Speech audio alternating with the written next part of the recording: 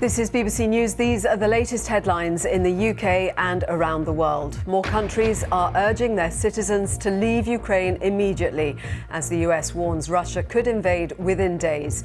The UK's Minister for Armed Forces says the situation is escalating. This risks escalating in a way that is really quite terrifying. This is the largest concentration of troops on the European continent in 70 years.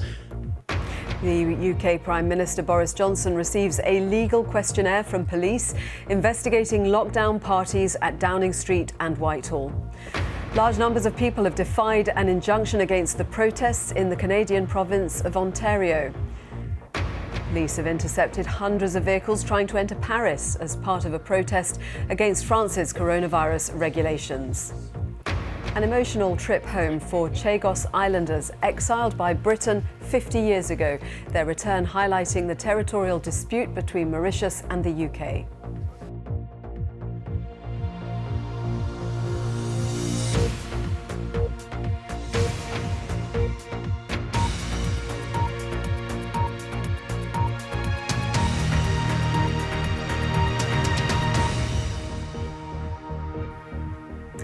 Hello, welcome if you're watching in the UK or around the world.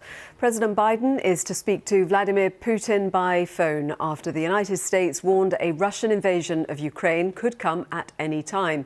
The US Secretary of State says America is prepared either way if Russia chooses diplomacy or aggression. Moscow has repeatedly denied planning to invade. The British and US governments have called for their citizens to leave Ukraine immediately. The UK Armed Forces Minister says the military will not be able to fly British nationals out of Ukraine like it did for Afghanistan. In the past hour, the US has urged its non-emergency staff at its embassy in Kiev to leave. Germany has become the latest country to join the US and the UK, urging citizens to leave, along with Australia, Canada and the Netherlands.